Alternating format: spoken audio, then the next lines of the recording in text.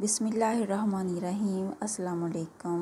میرا نام ڈاکٹر سائمہ اقبال۔ میں آپ سب کو اپنے یوٹیوب چینل نئی سوچ بھی ڈاکٹر سائمہ پر خوش آمدید کہتی ہوں۔ آج میرے لیکچر کا عنوان ہے نون میم راشد کی نظم دریچے کے قریب کا آسان مفہوم میں مطالعہ۔ اس کا پہلا بند: جاگ اے شمع شبستان وصال، محفل خواب کے اس فرش طربناک سے جاگ، لذت شب سے تیرا جسم ابھی چور سہی، آ میری جان میرے پاس دریچے کے قریب، دیکھ کس پیار سے انوار سحر چومتے ہیں مسجد شہر کے میناروں کو، جن کی رفعت سے مجھے اپنی برسوں کی تمنا کا خیال آتا ہے۔ مطلب: جاگ اے شمع شبستان وصال، محفل خواب کے اس فرش طربناک سے جاگ۔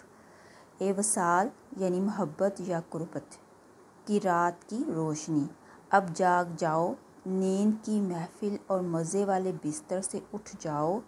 شاعر مخاطب کو کہہ رہا ہے، اب غفلت اور نیند چھوڑو اور ہوش میں آؤ۔ لذت شب سے تیرا جسم ابھی چور سہی، آ میری جان میرے پاس دریچے کے قریب۔ اگرچہ رات کی لذت یعنی محبت یا نیند سے تمہارا جسم ابھی تھکا ہوا ہے، پھر بھی آؤ میری جان، آ کر میرے پاس بیٹھو کھڑکی کے قریب۔ شاعر محبت سے مخاطب کو بلاتا ہے کہ وہ صبح کا منظر ساتھ دیکھیں۔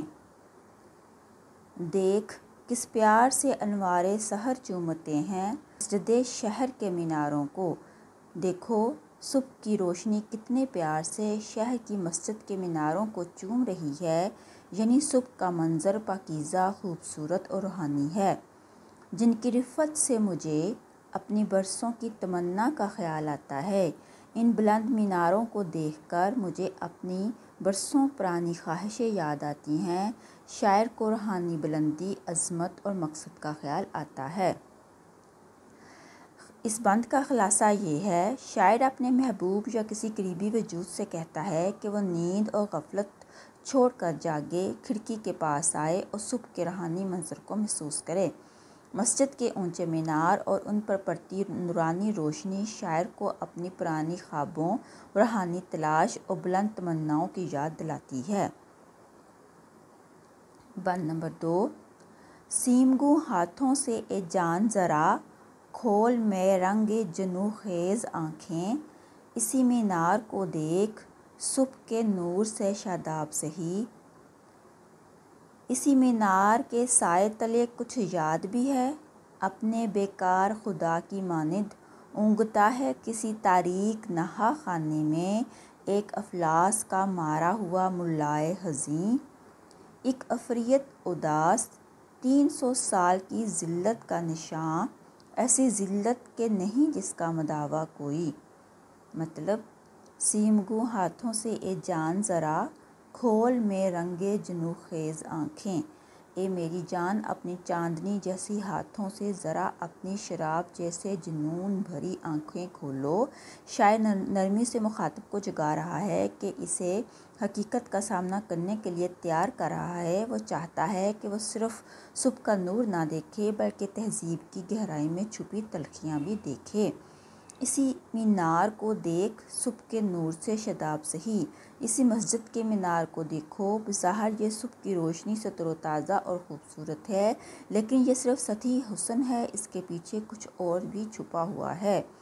اسی مینار کے سائے تلے کچھ یاد بھی ہے اپنے بیکار خدا کی مانند، اسی مینار کے نیچے ایک یاد بھی چھپی ہوئی ہے، بالکل اس خدا کی طرح جو اب ہماری زندگی میں بیکار بن چکا ہے۔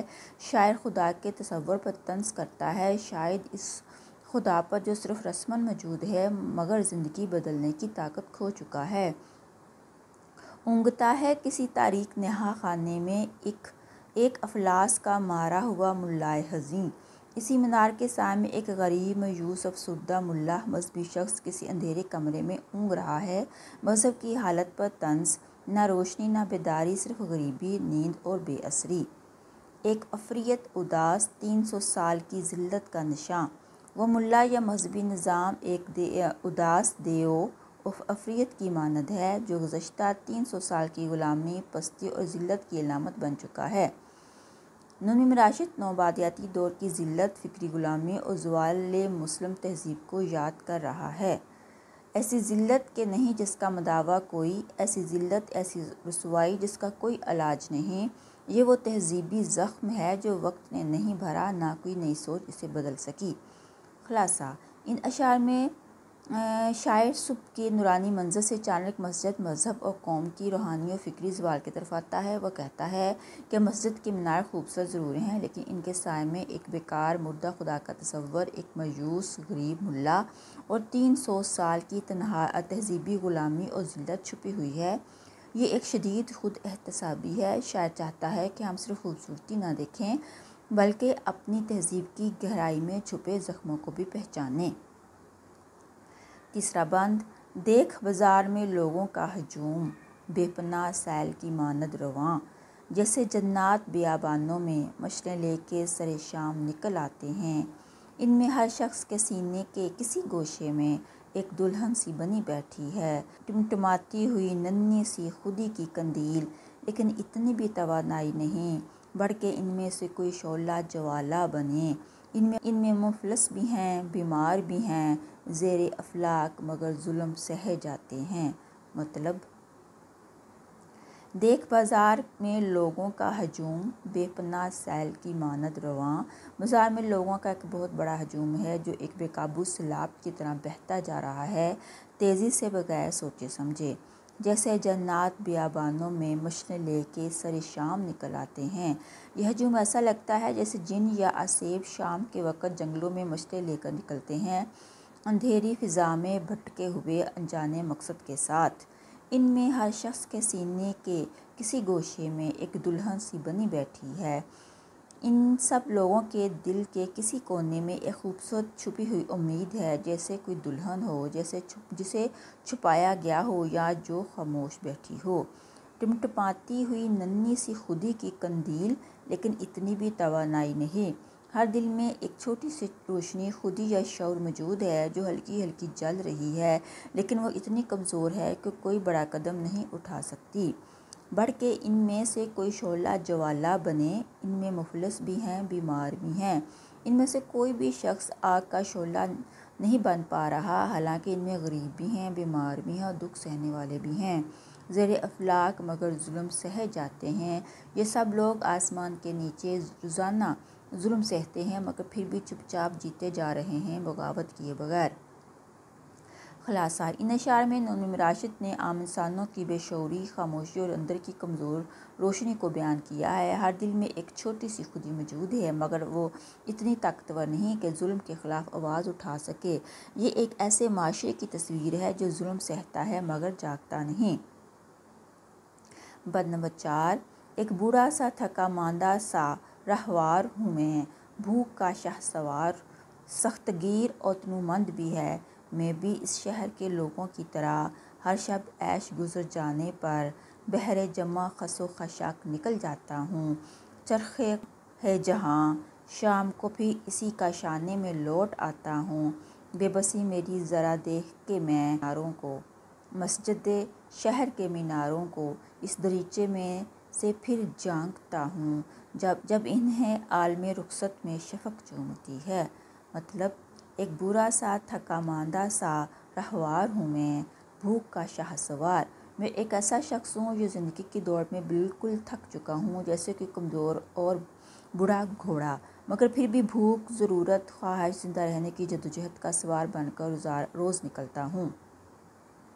سخت گیر اور تنومند بھی ہے۔ میں بھی اس شہر کے لوگوں کی طرح ظاہری طور پر میں سخت اور طاقتور نظر آتا ہوں، لیکن اندر سے میں بھی باقی لوگوں کی طرح کمزور اور مجبور ہوں۔ ہر شب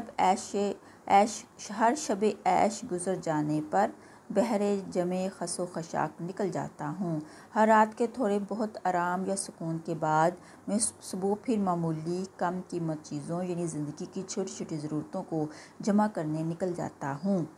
چرخے گرداں ہے جہاں، شام کو پھر اسی کا شانے میں لوٹ آتا ہوں۔ دنیا ایک مسلسل گھومنے والا دائرہ ہے جس میں میں ہر شام واپس اسی پرانے گھر، اسی تھکی ہوئی حالت میں آ جاتا ہوں۔ بے بسی میری ذرا دیکھ کے میں مسجد شہر کے میناروں کو۔ میری بے بسی یہ ہے کہ میں روحانیت یا بلندی کی طرف دیکھ ضرور سکتا ہوں، لیکن اس تک پہنچ نہیں سکتا۔ میں بس مسجد کے میناروں کو دیکھتا ہوں، اس دریچے میں سے پھر جھانکتا ہوں جب انہیں عالم رخصت میں شفق چومتی ہے۔ میں ہر شام اس کھڑکی سے مسجد کے میناروں کو اس وقت دیکھتا ہوں جب سورج غروب ہو رہا ہوتا ہے اور سرخ روشنی ان میناروں کو چھو رہی ہوتی ہے، یعنی امید، روشنی اور روحانیت کا وقت بھی ختم ہو رہا ہے۔ یہ اشعار نور راشد کے گہرے فکری دکھ، زندگی کی بے معنویت اور روحانی جستجو کی عکاسی کرتے ہیں۔ یہاں انسان جیتا ضرور ہے مگر زندہ نہیں ہوتا۔ محاصل: یہ نظم ایک ایسے انسان کی کہانی ہے جو بظاہر تو عام شہریوں جیسا ہے، مگر اندر سے تھکا ہوا، ٹوٹا ہوا اور بے بس ہے۔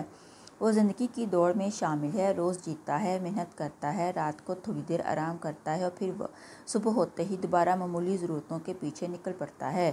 وہ کہتا ہے کہ میں بھی ان ہی لوگوں جیسا ہوں جو بظاہر سخت اور طاقتور دکھتے ہیں، مگر اندر سے بھوک، مایوسی اور بے سمتی میں ڈوبے ہوئے ہیں۔ شاعر مسجد کے میناروں کو صبح کے وقت نور میں نہاتے، شام کے وقت شفق میں ڈوبتے دیکھتا ہے، مگر وہ ان میناروں، ان کی روحانیت اور بلندی کو صرف دور سے تکتا ہے، وہ ان تک پہنچنے سے قاصر ہے۔ دوسرے حصے میں شاعر معاشرے کے لوگوں پر نظر ڈالتا ہے، بازار کے ہجوم کو دیکھتا ہے جو طوفان کی مانند رواں دواں ہے، مگر ہر شخص اندر سے ٹوٹا ہوا ہے۔ سب کے دلوں میں ایک چھوٹی سی روشنی، خودی، امید، بیداری موجود ہے، مگر اتنی مدھم ہے کہ شعلہ نہیں بن سکتی۔ لوگ غربت، بیماری اور ناانصافی میں جی رہے ہیں، مگر ظلم سہتے جا رہے ہیں۔ نظم کے آخر میں شاعر خود کو ایک تھکا ہوا بوڑھا گھوڑا کہتا ہے جو صرف بھوک کے پیچھے دوڑتا ہے، ہر دن کی شروعات کرتا ہے اور شام کو اسی تھکن، اسی گھر، اسی بے معنی زندگی میں واپس آ جاتا ہے۔ وہ ہر دن کھڑکی سے مسجد کے میناروں کو دیکھتا ہے جیسے کوئی روحانی بلندی کا خواب، مگر وہ خواب صرف نظارہ ہے، حقیقت نہیں۔ اچھا جی، یہاں پہ میں نے نور راشد کی نظم دریچے کے قریب کا آسان مفہوم میں دو اشعار کر کے میں نے مطلب بیان کیا ہے۔ اس کے بعد اس کا محاصل میں مکمل اس کا جو نتائج ہیں وہ بھی بیان کیے ہیں۔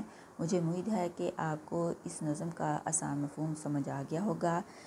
اگر آپ کو سمجھ آئے تو میرے چینل کو لائک اور سبسکرائب ضرور کیجیے گا۔ اس کے ساتھ ہی مجھے اجازت دیں۔ اللہ حافظ۔